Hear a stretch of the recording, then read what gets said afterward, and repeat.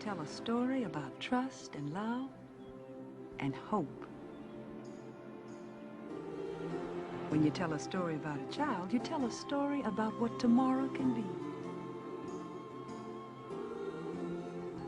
When you tell a story about a child, you tell a story about all of us.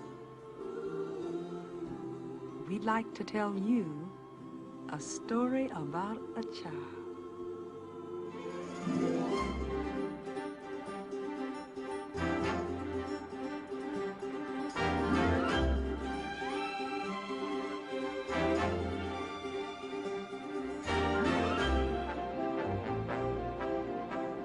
Next stop, Harrington. Next stop, Harrington.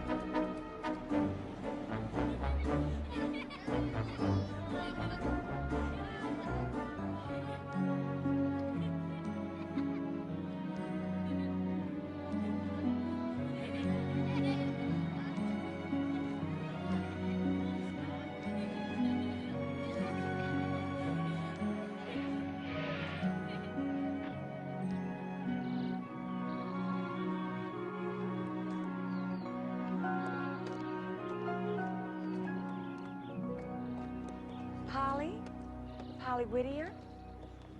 Are you my Aunt Polly? No, child. I'm Nancy Palmer. I work for your aunt. She would have come down and fetched you, but she got lots of important meetings this afternoon. She's a pretty important lady, huh? Mm-hmm. One of the most importantest. This is gonna be a lot of fun. Hey, man. We'll get you over to the house as soon as we get the rest of your luggage. That is the rest of my luggage. Well, then, let's get scratching. Come on, the car's across the street. Nancy! Nancy! I figured I'd run into you when I got back into town, but this isn't what I had in mind. Dr. Shannon, what brings you back? Fishing season. So who's your friend? This is Miss Harrington's niece. Oh, really? Smile for me, girl. Oh, yeah. I recognize that smile, all right. Though it's been a while. So what's your name, Aunt Polly's niece? I'm Polly. Oh, named after the other Polly, huh? Well, you keep on smiling, girl. You got a good one, even if it doesn't get used much around here. I'll see you later. Bye-bye. Ooh, come on, child. We got some news to deliver home. Is it me? Am I news? Well, you're full of pep and vinegar. And in the Harrington house, yeah, I say that's good news. Get on in there. Reverend Gillis, it lacks dignity. And whereas it is not my position to choose the topic of Sunday's sermon, still I think we need to take into account that a certain authority is needed. Authority, yes. Yes, I surely can understand that. Preacher must have authority over his congregation. Does that mean that you'll change the topic of your sermon to something more meaningful?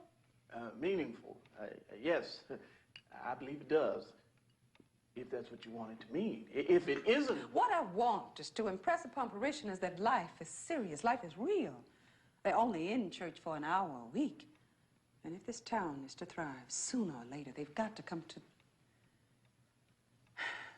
Yes, Nancy, what is it? Your niece is here, ma'am. Oh, yes, of course. Come on.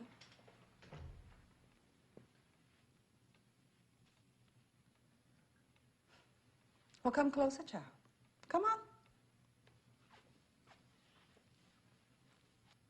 Turn around, let me get a look at you.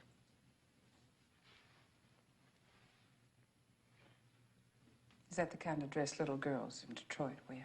My daddy got this out of the missionary barrels at his church. His church? Is your father a minister, child?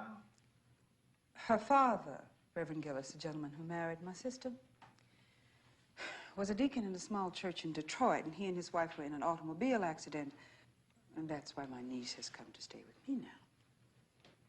Doing your Christian duty, Miss Harrington. That'll be written down in the book. Is there something wrong with my dress? No, dear, your dress is fine. Just a little faded. My dad said I should be glad it wasn't a pair of boys' pants. They might have cooties. That's very nice, I'm sure. I think it's time that Nancy took you to your room now. My room? My own room? Yes. Won't people get awfully messed up, though? Messed up about what? Two Pollys, me and you. Won't that get them coming when they're going? Well, you are Polly, you see. Nobody calls me Polly. Miss Harrington, yes. But no one has called me Polly for years. Didn't that Dr. Shannon even call her Polly? You saw Dr. Shannon? Yes, ma'am. He said he came back for fishing season.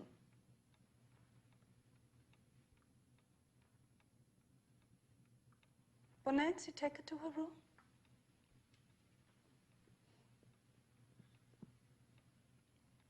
Yes, where were we? Don't be talking about Dr. Shannon. Your Aunt Polly, well, just don't be. Why? Doesn't she like Dr. Shannon? Doc Shannon? Who's talking, Doc Shannon? Polly, this is Mrs. Connolly. Mrs. Connolly. This is Polly. Well, you a little runchy, aren't you, child? I'm as big as I know how to get. I was just about to take Polly upstairs to her room. You was, but now you're not. You know who was waiting for you out by the carriage house. He is? Who is? Never you mind who is. You got a room to see and a person to take you there. And you got to tell me about Dr. Shannon coming back to town. I got some things to tell you, too. Like what? Supper's at 6, and don't you be late. Miss Harrington has herself a conniption when folks is late for supper. Now, I got most of the dust gone from your room this morning, but there's still lots more for me to do. You don't have to do any more. I'll get it clean. Little girl. Don't you understand? You are living in the Harrington house now. You are the niece of the richest black lady in the county, and you have to act like it. Like it or not. Don't you be late for supper. I won't.